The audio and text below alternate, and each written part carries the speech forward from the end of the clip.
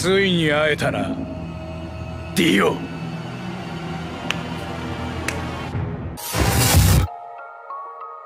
え？お前もそうだろ？ジャンピエール・ポルナレフ。貴様はディアボロ。 Dio et Diavolo, deux monstres dont le simple nom fait frémir et qui instillent l'effroi dans les esprits. Deux personnages similaires à plusieurs titres, quand pourtant leurs noms respectifs, Dieu et Diable, pourraient suggérer une relation d'antithèse irréconciliable. Dio et Diavolo, deux antagonistes qui satellisent l'attention des autres personnages, mais aussi du spectateur. Deux méchants analogues par leur fonction et leur importance. Deux personnages semblables par la tension, la puissance et le suspense qu'ils véhiculent. Véritables leaders qui par leur charisme et leur prosélytisme soumettent quiconque à leur terrible volonté. Deux énigmes vivantes dont les spectres planent sur l'entièreté de leurs parties respectives. Deux ombres mystérieuses qui ne seront révélées que dans les moments finaux de Stardust Crusaders et Vento Reo. Une outrecuidance sans borne, des répliques acérées, un machiavélisme certain ou encore des rires sardoniques incessants, Dio et Diavolo seront toujours prompts à évoquer l'incalculable puissance de leur stand The World et King Crimson.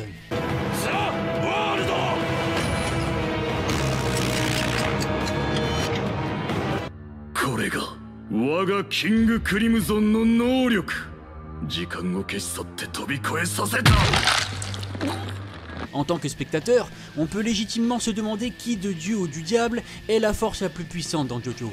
Lequel de ces mastodontes aurait l'ascendant sur l'autre? Être le plus puissant des deux ne signifie pas forcément être en mesure de vaincre l'autre. Voilà un sujet qui fascine beaucoup de fans de JoJo. Il a notamment été traité en vidéo par le célèbre youtubeur X-Force, l'une des références anglophones majeures en termes de JoJo. Je me suis dit qu'il serait intéressant de formaliser ce débat sur ma chaîne et de vous délivrer ma propre analyse de cette question redondante. Oui, je sais, j'aime les sujets sensibles. Pour le premier axe de notre confrontation fictive, j'aimerais parler des statistiques de leurs stands respectifs. Les statistiques des stands, comme on le sait parfaitement, sont des paramètres très ambigus et qu'il convient de ne pas trop prendre au pied de la lettre. Les statistiques sont là pour refléter une orientation, une trajectoire propre à chaque stand, et c'est dans cette optique-là qu'on doit les comprendre. Intéressons-nous d'abord à celle de The World. The World possède un A en puissance de destruction, un A en vitesse, un C en portée, un A en persistance, un B en précision et un B en potentiel de développement. A en puissance de destruction. The World est l'un des stands les plus puissants en termes de force brute de tout JoJo's Bizarre Adventure, si ce n'est peut-être le plus puissant. Il empale allègrement Kakyoin comme une brochette, brise les os de Jotaro sans aucune difficulté et lui assène des coups de poing aux deux pieds d'une violence telle qu'il le catapulte sur des distances gigantesques. Apte à se propulser et à se mouvoir avec une impressionnante vélocité, il semble presque capable de voler. The World bénéficie de plus de la nature vampirique de son manieur Dio, qui est lui-même pourvu d'une extrême puissance, capable de projeter des piliers massifs ou de soulever un rouleau compresseur sans aucune difficulté. Il a été noté qu'un vampire de la trempe de Straizo est déjà capable d'exercer une pression de 325 kg force par centimètre carré uniquement avec ses doigts. Dio étant l'un des vampires canoniques les plus puissants, on peut facilement supposer qu'il possède une puissance physique encore supérieure. A en vitesse. The World est capable de rivaliser et même d'outrepasser brièvement la vitesse de Star Platinum, stand réputé pour taper encore plus vite que la vitesse de la lumière, ce qui a été démontré à plusieurs reprises et même déclaré directement par l'auteur dans un chapitre de Stone Ocean. The World est potentiellement aussi fort et rapide, si ce n'est plus, que le Star Platinum d'un Jotaro Kujo âgé de 17 ans. C en portée. The World, bien qu'il soit un stand de courte portée, serait, selon Kakyoin, capable de se manifester dans un rayon de 10 mètres autour de Dio, ce qui en fait un des stands de type courte portée les plus dangereux de tout JoJo, puisqu'il peut maintenir une pression constante sur son adversaire dans cette région de 10 mètres. Par ailleurs, on voit rarement The World s'éloigner beaucoup de Dio. En vertu du principe de portée effective édicté dans JoJo à Gogo, on peut donc imaginer que sa puissance et son efficacité maximale sont atteintes lorsqu'il est au plus proche de son manieur. Il faut enfin noter que cette statistique ne s'applique absolument pas à son pouvoir d'arrêt du temps, qui n'est pas soumis au système de portée et qui est vraisemblablement universel. A en persistance, une constitution physique tout bonnement goliathique, adjointe à une extrême résistance, exacerbée par les capacités de régénération vampirique de Dio. The World peut se maintenir actif autant que Dio le souhaite, et sa capacité d'arrêt du temps se renforce à mesure que Dio entre en synthèse avec le corps de Jonathan grâce au sang des Joestar. L'arrêt du temps de The World possède un cooldown très faible, et Dio et lui peuvent limite le spammer sans aucune difficulté. Le seul moyen de vraisemblablement vaincre The World, c'est soit d'exploiter la faiblesse au soleil de son manieur, soit de détruire purement et simplement sa tête, ou celle de son manieur, ou soit de lui asséner un coup assez puissant pour totalement l'annihiler en entier comme l'a fait Jotaro à la fin de leur combat. B en précision. Rien à redire là-dessus, le stand est aussi précis qu'il a besoin de l'être, et Dio possède de toute façon des super sens accrus. Pour comparaison, Silver Chariot possède aussi un B en précision, et il est capable de prouesses techniques immenses, alors on peut aisément imaginer que The World soit d'un acabit similaire. Enfin, B en potentiel de développement. Une statistique très ambivalente, The World a probablement un énorme potentiel de développement. Potentiel que Dio a cherché à accroître et à élaborer durant sa retraite en Égypte et avec l'aide de Enyaba. Si The World a un B en potentiel de développement et non un A comme son Nemesis Star Platinum, c'est sûrement car Araki a voulu souligner le fait que Dio avait une meilleure maîtrise de son stand que Jotaro du sien, et que donc il augmentait graduellement sa découverte des capacités latentes de ce dernier. The World n'était d'ailleurs pour Dio qu'un prétexte et une étape pour parvenir à l'achèvement de dessins plus grands. Et bien qu'il soit déjà extrêmement potent, on peut imaginer que son stand le serait devenu encore plus au fil du temps. En vérité, le potentiel de The World est quasiment infini, malgré ce que sa statistique peut suggérer, puisqu'il est théoriquement capable d'arrêter le temps indéfiniment. Eût-il été capable de vaincre Jotaro, Dio serait parvenu à arrêter le temps pour toujours, et c'était d'ailleurs son objectif primaire dans Stardust Crusaders. Voici pour les statistiques de The World. Passons maintenant à celles de King Crimson. Ces dernières sont pour le coup bien plus mystérieuses et ambiguës que celles de son homologue crusadien. King Crimson possède un A en pouvoir de destruction, un A en vitesse, un E en portée, un E en persistance et des unités inconnues pour la précision et le potentiel de développement. Les statistiques de King Crimson sont intéressantes à un titre en particulier. Les statistiques de The World permettaient de quantifier et de localiser très spécifiquement la puissance du stand, ce qui allait de pair avec cette optique de classification instaurée par les statistiques de Stardust Crusaders. Dans Stardust Crusaders, les statistiques des stands sont très souvent faibles et incongrues eu égard aux capacités des stands en question qui sont parfois très puissantes. On pense notamment à Silver Chariot qui n'a qu'un C en pouvoir de destruction et j'en passe. Cette espèce de nivellement par le bas des statistiques de Stardust Crusaders n'était là que pour mettre encore plus l'emphase sur l'omnipotence de la dyade Star Platinum The World, qui possédait des statistiques prodigieuses comparées aux autres stands. Dans le cas de King Crimson, ces statistiques ne sont pas uniquement là pour le qualifier et le typifier, mais aussi pour être interprétées d'un point de vue symbolique. A en puissance de destruction. Jusque-là, rien de très complexe.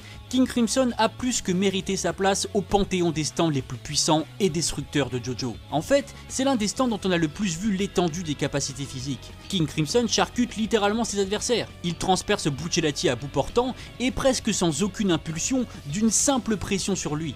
Il le découpe littéralement en deux, il oblitère un Deezer de Bonaventure, il transperce Léoné Abakio et Polnareff, découpe des membres d'un simple coup de manchette et embroche Shafi dans le corps de Guido Mista, propulsant ce dernier qui s'envole littéralement dans les airs et plane sur plusieurs mètres. Doppio, en possession d'un King Crimson incomplet, est capable de projeter une paire de ciseaux avec une puissance telle qu'elle découpe le pied de Risotto Nero, pourtant situé à une distance relativement élevée du stand. La liste des prouesses macabres de King Crimson est très longue, en effet, et il est presque futile de rappeler à quel point ce stand est surpuissant physiquement. Un stand qui n'en a cure des barrages de coups de poing, car pour lui, un seul coup suffit à annihiler son adversaire. A en vitesse. King Crimson est un stand extrêmement vif, capable d'activer sa capacité face à un Polnareff et son Silver Chariot dans leur prime jeunesse, lancé à pleine vitesse contre lui de surcroît. Silver Chariot, stand dont la célérité rivalise avec celle de la lumière. Si on se réfère à ces données que Araki nous laisse, on peut imaginer que King Crimson est aussi rapide, voire plus que Silver Chariot, et donc que la vitesse de la lumière.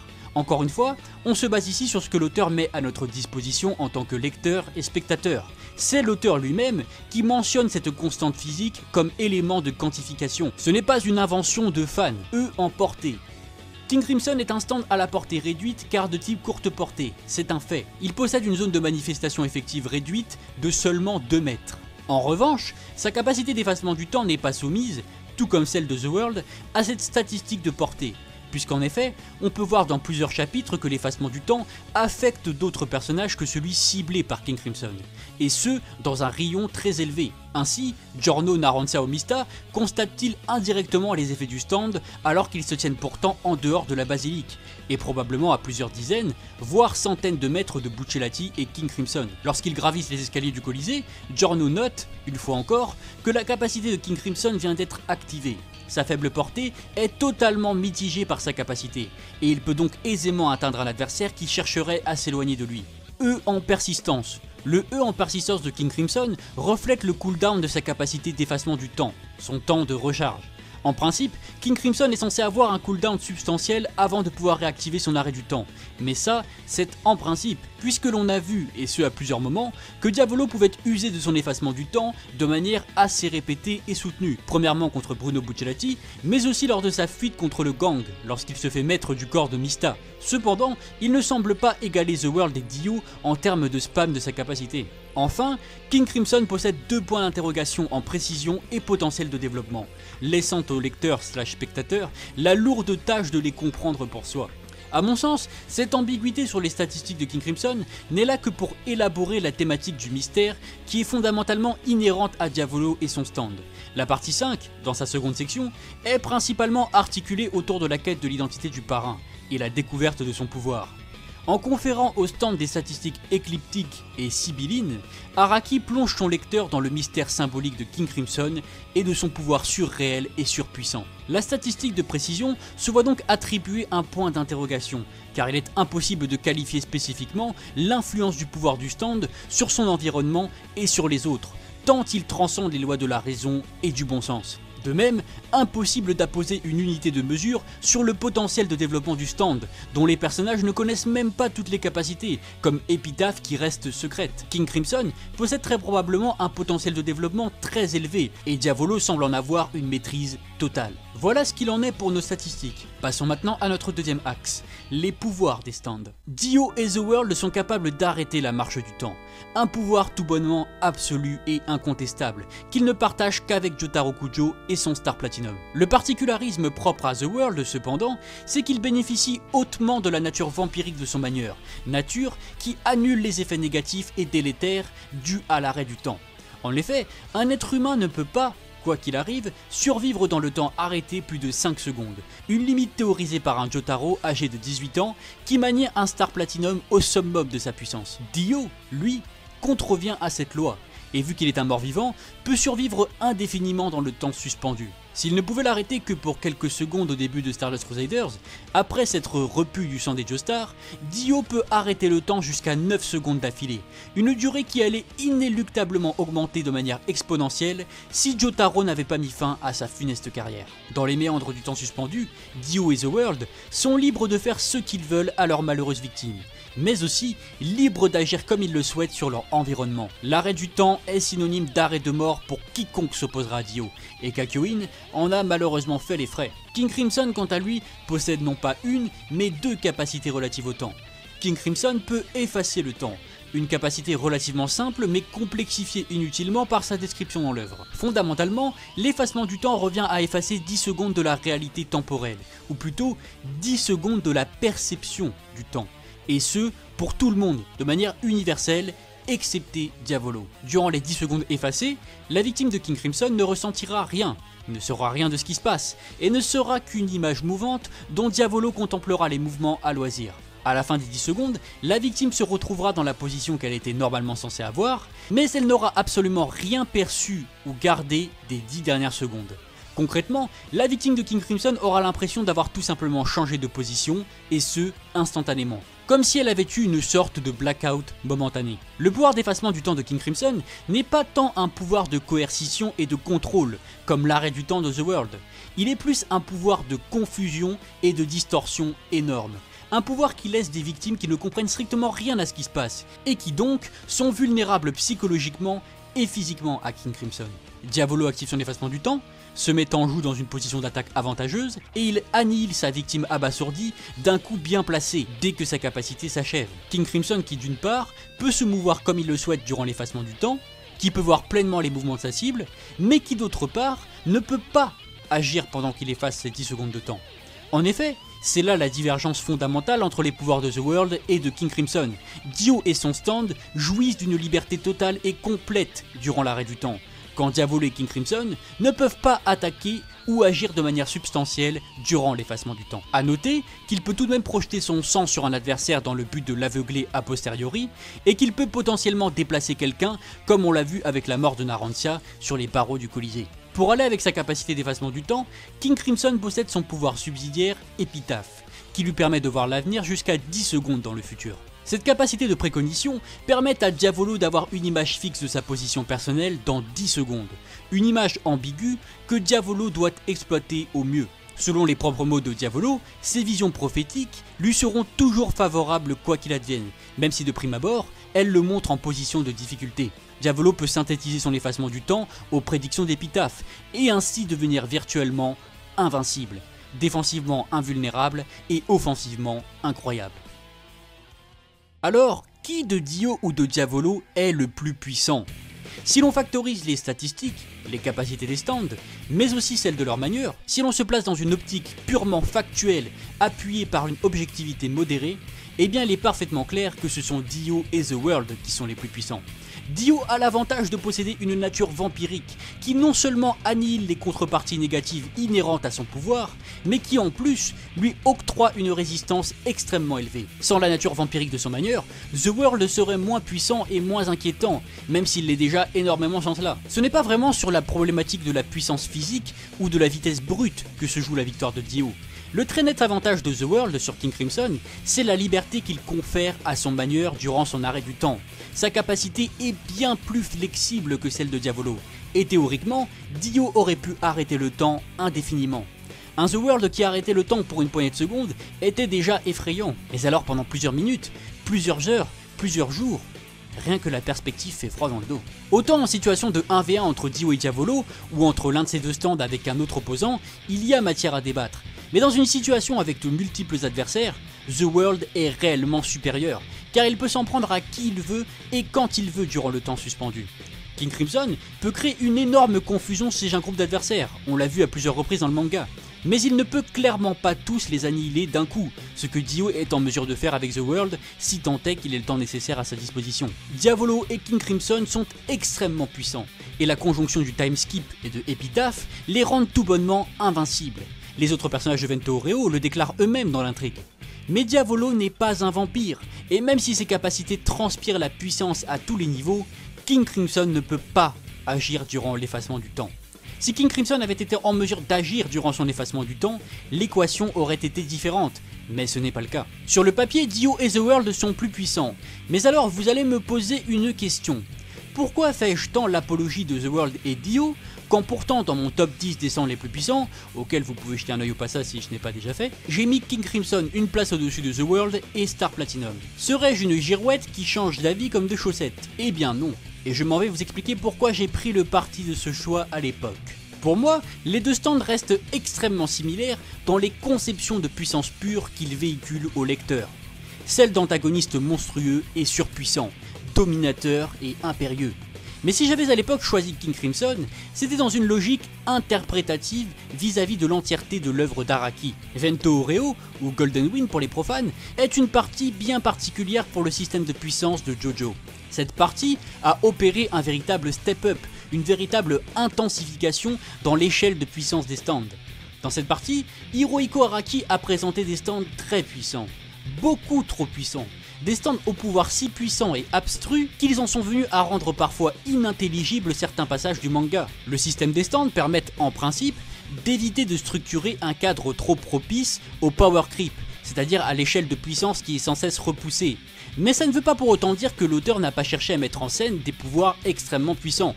Araki amène indirectement, et peut-être aussi involontairement son lecteur, à s'interroger sur les rapports de puissance qui sous-tendent son œuvre et son système de stand, à cause premièrement de capacités novatrices, mais toujours plus fumées et compliquées les unes que les autres, et deuxièmement, à cause des statistiques, parfois obscures, qui augmentent la difficulté à désambiguiser le véritable impact d'un stand dans la narration et ce qu'il vaut vraiment, tout en favorisant au passage les rapports de hiérarchisation entre les stands eux-mêmes. Dans Vento Oreo, King Crimson est constamment qualifié de stand invincible, de stand ultime, c'est martelé encore et encore dans la narration. Il est omniprésent dans le système narratif de cette partie, on l'a vu beaucoup plus en action que The World, Dio ayant choisi de conserver au maximum le secret de son stand jusqu'au dernier moment. On a vu The World se battre contre Hierophant Green et Star Platinum, c'est tout. A l'inverse, King Crimson s'est confronté à bien plus d'adversaires, à Sticky Fingers, à Metallica, à Silver Chariot, à quasiment tous les stands du gang de Buccellati si on prend en compte le combat final. À partir du moment où King Crimson est introduit dans la basilique, il ne cesse de faire étalage d'un pouvoir qui devient quasiment dogmatique, car son pouvoir est vraiment dogmatisé par Araki. Quand je dis dogmatisé, je veux dire par là que l'auteur présente son pouvoir comme une vérité incontestable, comme une entité absolue et tout bonnement inarrêtable. Même des personnages comme Buccellati ou Giorno en viennent à momentanément perdre espoir face à lui. Le pouvoir du stand est tel que Panakota Fugo, possédant le pestilentiel Purple Haze, en vient à abandonner ses compagnons pour échapper à un combat qu'il juge perdu d'avance. King Crimson est présenté comme un monstre de puissance au lecteur au sein d'une partie qui de base ne contient que des stands abusés. Un monstre qu'aucun autre stand ne semble pouvoir égaler, et cela participe réellement à la tension et au suspense global de Vento Reo. On en vient donc logiquement à ce qui fait qu'à l'époque, j'ai placé King Crimson légèrement au-dessus de The World. Voilà. Le fait qu'un stand qui possède un pouvoir de cette trempe ait été nécessaire pour le vaincre m'a fait développer un léger biais en faveur de King Crimson. Gold Experience Requiem exprime la nécessité urgente de créer un pouvoir qui puisse outrepasser celui de King Crimson. Un pouvoir si effroyable qu'il ne fallait rien de moins qu'une capacité d'ordre presque divin pour le vaincre. Une capacité encore plus puissante que celle d'arrêter le temps, puisqu'elle permet de nier absolument tout et jusqu'à la volonté même de sa cible. The World est un stand d'une puissance incalculable, à peine égalée par Star Platinum et théoriquement bien plus grande encore. Mais The World n'a pas reçu le même traitement scénaristique et narratologique que King Crimson de la part d'Araki. La rhétorique narrative propre à The World n'était absolument pas la même que celle adoptée pour King Crimson. The World est apparu comme un boss de fin, comme un obstacle final que nos héros devaient surmonter au dernier moment. Voilà pourquoi j'ai considéré que l'écart entre The World et King Crimson n'était pas si grand.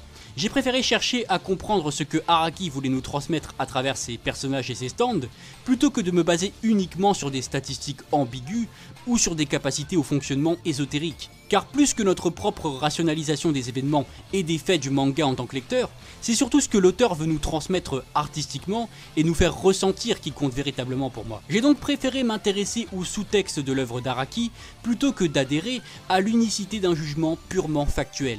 Ceci clarifié, venons-en maintenant à la spéculation ultime. Qui gagnerait la confrontation entre Dio et Diavolo? Si Dio et The World apparaissent comme plus puissants, sortirait-il automatiquement vainqueur d'un combat contre Diavolo et King Crimson? Eh bien personnellement, je considère que c'est celui qui active sa capacité en premier qui a gagné. Si Dio active le stop time en premier, il peut tuer Diavolo d'un seul coup, à moins que Diavolo ne puisse être conscient durant l'arrêt du temps, mais c'est une possibilité vraiment farfelue. Diavolo reste cependant plutôt résistant physiquement, bien qu'il ne soit pas un vampire. Doppio a été en mesure de résister longtemps aux attaques de Risotto Nero et son Metallica, qui certes le torturaient plus qu'il ne désirait l'achever en bonne et due forme. Et Diavolo, avec un sang vidé d'une très grande partie de son fer, a réussi à s'en sortir et s'est même payé le luxe d'assassiner Abbacchio juste après. Mais bien évidemment, si Dio active sa capacité en premier et choisit de décapiter Diavolo, il a gagné sans équivoque possible. King Crimson pourrait-il tenir la dragée haute à The World dans un combat de barrage de coups de poing purement physique, dans l'éventualité où il ne serait pas question de leurs capacités respectives? Eh bien si l'on se réfère à ce que nous disions plus tôt sur sa vitesse, c'est possible. Le syllogisme est plutôt simple. Star Platinum est aussi rapide que Silver Chariot. The World est aussi rapide que Star Platinum. King Crimson est aussi rapide, si ce n'est plus que Silver Chariot, alors King Crimson est au moins aussi rapide que The World. Après, il ne s'agit là que de pure logique factuelle. Peut-être qu'Araki a pensé King Crimson moins rapide que The World, ou inversement. Ça, impossible de le savoir avec certitude. Et maintenant, si Diavolo activait sa capacité en premier, vaincrait-il Dio? Eh bien déjà, le très léger avantage dont dispose Diavolo, c'est qu'il possède Épitaphe, qu'il peut activer à tout moment et de manière discrète. Il a donc un atout défensif mineur en plus dans sa poche, mais serait-il néanmoins capable d'oxyre Dio, qui par sa nature vampirique est extrêmement résistant? Et bien pour ça, il faudrait obligatoirement qu'il lui arrache la tête d'un coup sec, ce qu'il est parfaitement capable de faire puisqu'on parle de King Crimson, ou bien qu'il lui assène un coup si puissant qu'il détruirait le stand en entier d'un seul coup, comme l'a fait Jotaro. Diavolo est un tacticien et un être méthodique, et quand il veut vraiment tuer quelqu'un, il l'attaque à la tête. Il a eu ce réflexe lorsqu'il se sentait vraiment en situation d'urgence et qu'il était désireux d'en finir au plus vite avec Giorno, en défonçant le crâne de Gold Experience d'un seul coup. Par ailleurs, on l'a aussi vu planter ses doigts dans la tête de Polnareff. Diavolo est arrogant et extrêmement confiant. Il aime faire son homme pédant et docte vis-à-vis d'adversaires qu'il sait plus faibles que lui, ce qui explique pourquoi il n'aura vraisemblablement pas assassiné Bucciarati ou Polnareff du premier coup, quand ces derniers le confrontent, préférant les torturer et leur asséner sa prétendue morale perverse. Donc face à un adversaire inconnu, je vois bien Diavolo le décapiter purement et simplement. Après, tout est possible dans ce genre de scénario hypothétique qui relève beaucoup de la spéculation et de l'imagination de tout un chacun. Pour conclure, je vous dirai ceci, et je pense que c'est ce qu'il y a de plus important à retenir. En vérité, peu importe qui de l'un ou de l'autre est le plus puissant. L'intérêt de ce genre de questions se joue plus dans l'argumentation qui en découle et dans l'exploration détaillée de cette œuvre qui nous passionne tant, que dans une vérité absolue et définitive qui de toute façon ne pourra être énoncée que par l'auteur lui-même. Araki est seul juge des tenants et aboutissants de son œuvre, et c'est lui, et lui seul, qui sait qui de Dio ou de Diavolo est le plus puissant. Personnellement, j'aime énormément Dio et j'aime aussi Diavolo, tout comme j'aime autant The World que King Crimson. Et cette vidéo, sans avoir la prétention de vous donner une réponse finale, est en quelque sorte ma manière de rendre hommage à cette fantastique lutte imaginaire à laquelle on rêverait tous d'assister.